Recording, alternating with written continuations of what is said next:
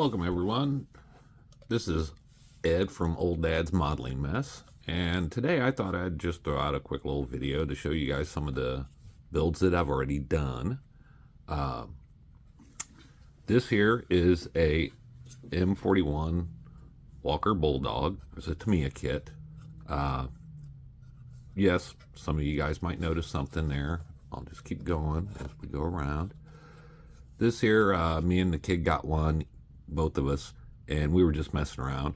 I was trying to learn how to do rusting and some light weathering on this one here. I did this model probably about 2.5 years ago. I started watching another YouTuber. His name's Night Shift. Man's a god when it comes to doing models and dioramas.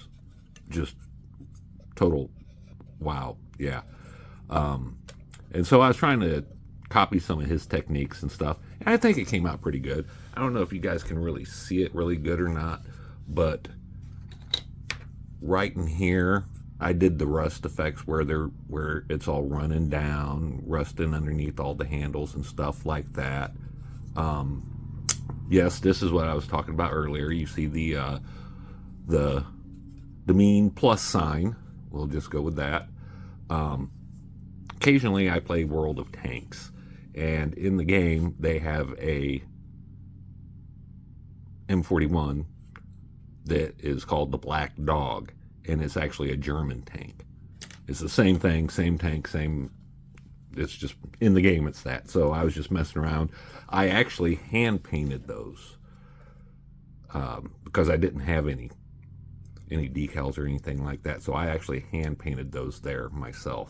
And so this is kind of like a tester thing. If I need to try something out, or at the time that this is what I used. That's why there's no cupola windows or any of that stuff. You know, none of the glasses in there. I was really trying to learn how to do the rusting effects, get them down pretty good. Like here with the exhaust, I wanted to darken. I don't know if you guys can pick it up on the camera that well, but this here is a lot darker than this is. And with it being the cover over the mufflers, it needed to be. What I was trying to go with was a gray, light, kind of like a frosty-ish color over it, you know. So it's kind of like in the I don't know, how would you say, a late fall when you're getting frost on the ground and stuff like that. That's kind of the thing I was going for there with the likeness on it. But I was really happy with the way everything turned out. The rust came out really good. I tried to do the details, the wood details on the handles there and stuff like that. That came out really good. In here, I don't know how well you guys can see that or not, but I did do the ground dirt effects and stuff on all of the running gear and everything like that. These are those rubber tracks, so it was really hard to get the weathering effect to stick to that. It was a pain in the bum. But other than that, I mean, this one here turned out pretty good, especially for it just being a test thing. Just testing things out, wanting to make sure it all worked, you know, all that good stuff. So there's my M41 Walker Bulldog with the mean plus sign on it. Next comes probably my favorite that I've done so far. I've got a couple things that's in the works, but I'm in no rush to get them done. This one here, this is my baby so far. This is my T3485. I think this is a Ryefield kit here. This one here, as you can see, I was going with the rusty weather again with the frosting effect on it, because I want to do a diorama with this one here where it is like the crew is sitting next to a messed up building or something like that, and they're, you know, they're camping out for the evening, or they're just getting up, having a cup of coffee before they go out into battle and stuff. This one here, again, it's got the metal barrel on it. It's got a lot of the photo etch stuff, the compartments there, the little handles. Those were a pain. Those were a pain to get on there and keep on there. The fuel tanks, as you can see, it's coming loose, but those are the photo etch straps. This here was awesome. All these handles back here, I don't know what they have all that for, but it was a pain. Trying to keep all that stuff on there without... Old Dad's modeling mess means it's a mess because I mess things up a bunch. So I don't need any help. And keeping those straight and keeping them on there this long, because this one here was done right around the time I did the Bulldog. It was another one where I did this one here, I think you can see it a lot better. I did all the ground effects in there and stuff like that. Believe it or not, all this here is just dirt off my garage floor that I glued on there. I put some glue on there, sprinkled some dirt off my floor, and poof, then I painted all over it.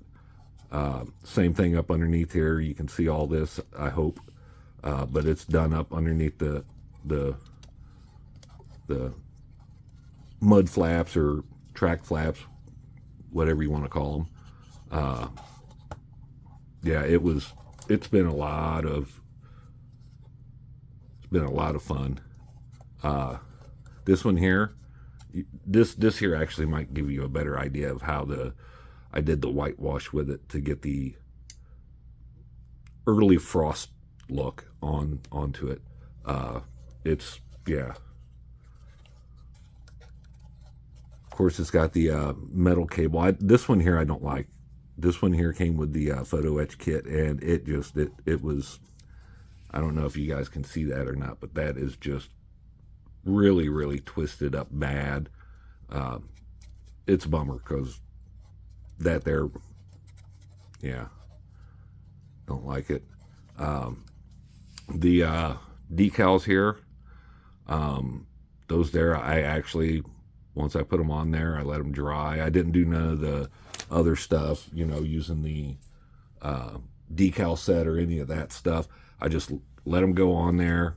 Once they dried, I went in with my razor knife and I just chipped parts of them out, stuff like that, knocked some of it off. And then I came back in and I put paint over it just to cover it up just a little bit, so it looks like it's faded off and stuff like that.